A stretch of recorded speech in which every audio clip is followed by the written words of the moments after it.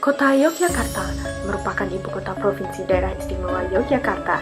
Kota ini dikenal juga sebagai kota budaya dan kota pelajar. Selain itu, kota ini juga dikenal memiliki kehidupan yang santai dan nyaman. Namun, dari sebagian hal indah yang ada di kota ini, terdapat satu permasalahan yang belum dapat terpecahkan, yaitu kemacetan.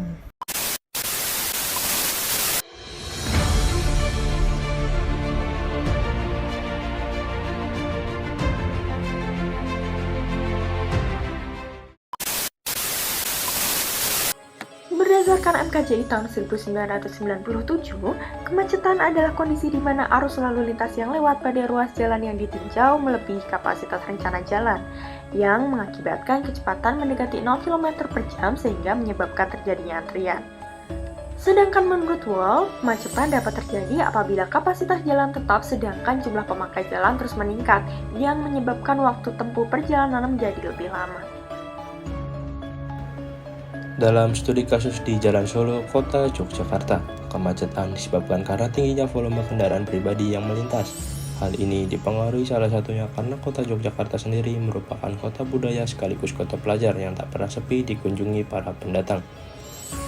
Jumlah pengguna kendaraan pribadi di Yogyakarta juga terus meningkat dari tahun ke tahun, salah satunya karena banyaknya pendatang yang masuk ke Kota Yogyakarta untuk menempuh pendidikan maupun sekedar berwisata. Di Jalan Solo sendiri, kemacetan yang ada tergolong pada jenis kemacetan recurrent congestion, yaitu kemacetan yang terjadi secara berulang dan secara terus-menerus.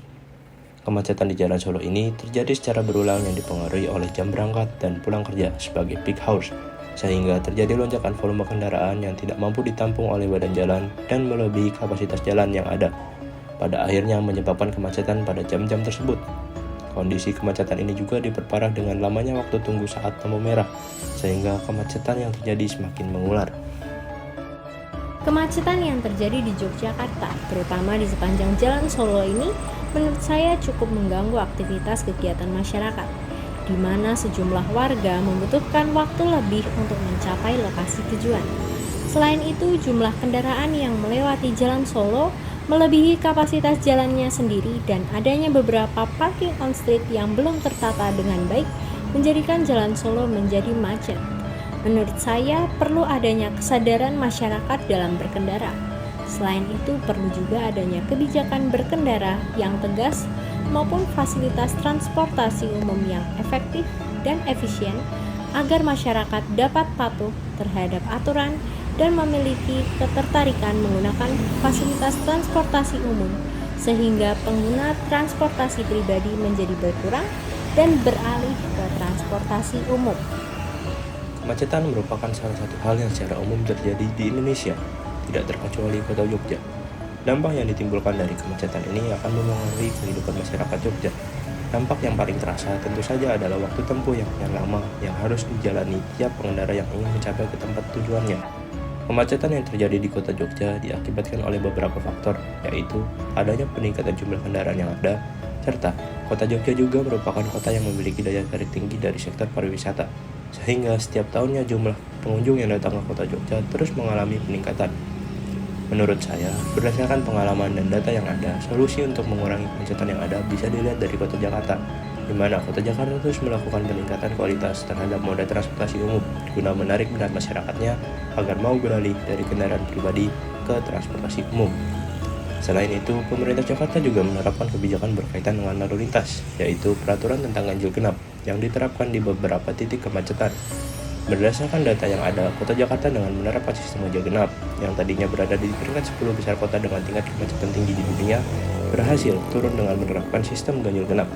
Menurut saya, hal ini sangat baik bila mana diterapkan di Kota Jogja.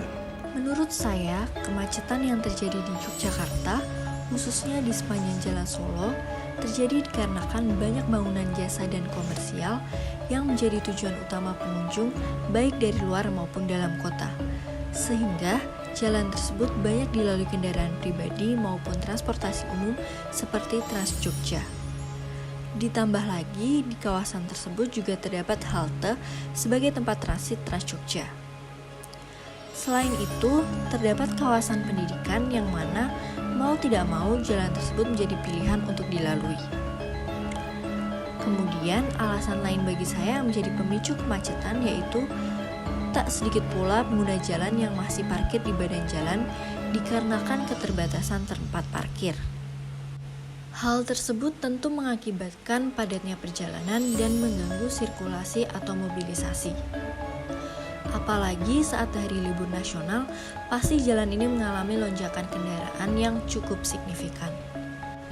Selain itu, sosialisasi penggunaan transportasi umum di Jogja pun dapat dibilang kurang digencarkan.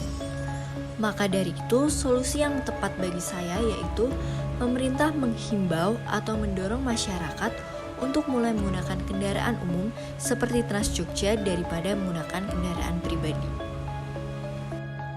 Nah, kemacetan sendiri merupakan masalah yang sudah lama terjadi di kota-kota besar Indonesia seperti Malang, Jakarta, Pontianak, dan tentunya Yogyakarta, yang menurut World Bank merupakan kota-kota dengan tingkat kemacetan tertinggi. Nah, menurut saya sendiri, kemacetan yang terjadi di kota Yogyakarta, terutama di Jalan Solo atau Jalan Urip Sumoharjo ini merupakan salah satu permasalahan yang disebabkan oleh urbanisasi. Nah, kenapa urbanisasi? Karena urbanisasi di Yogyakarta sendiri ini berkembang sebagai usaha mencapai peningkatan pertumbuhan ekonomi. Nah, hal ini akan mendorong meningkatnya kebutuhan akan perjalanan.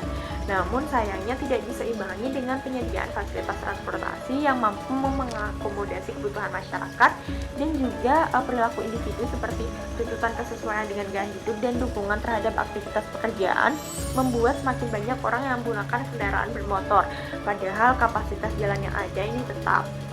Hal-hal tersebut tentunya menjadi pendorong penyebab kemacetan yang ada. Nah, kemacetan yang terjadi di Jalan Solo ini cukup banyak menimbulkan kerugian bagi masyarakat, mulai dari kerugian finansial, pemborosan bahan bakar, waktu yang terbuang sia-sia, dan masih banyak lagi, terutama yang berhubungan dengan mental health atau dapat seperti meningkatkan stres seperti itu. Kemudian kesadaran masyarakat untuk berkontribusi mengurangi kemacetan ini menurut saya merupakan poin penting dalam mengurangi kemacetan itu sendiri. Nah, langkah kecil seperti seseorang itu bisa sangat membantu mengurangi kemacetan, seperti kita mulai beralih untuk lebih banyak menggunakan kendaraan umum, dan juga kita lebih banyak berjalan kaki. Untuk mengatasi kemacetan yang melanda kota Yogyakarta, maka terdapat sejumlah solusi yang dapat dilakukan.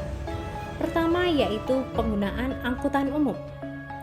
Kota Yogyakarta memiliki angkutan umum seperti Trans Jogja.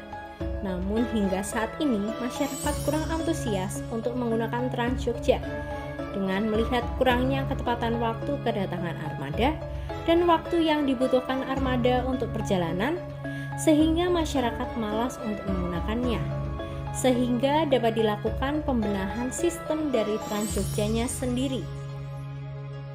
Yang kedua, memanfaatkan fasilitas umum. Masih banyak masyarakat Yogyakarta yang belum memanfaatkan fasilitas umum secara maksimal. Padahal sudah banyak trotoar yang diperbaiki dan rata-rata memiliki luas yang memadai bagi pejalan kaki. Bahkan sudah ditambah fitur bantuan bagi penyandang disabilitas. Dengan begitu, membudayakan berjalan kaki di trotoar dapat menumbuhkan kebiasaan hidup sehat, hemat, dan tentunya mengurangi kemacetan. Yang ketiga adalah diet kendaraan. Kita dapat berjalan kaki di jam-jam sibuk atau peak hours. Hal tersebut bertujuan untuk mengurangi jumlah kendaraan yang beredar, mengurangi jumlah emisi karbon yang dihasilkan, dan di samping itu juga dapat membuat tubuh kita menjadi bugar. Dan yang terakhir yaitu gunakan perjalanan efektif.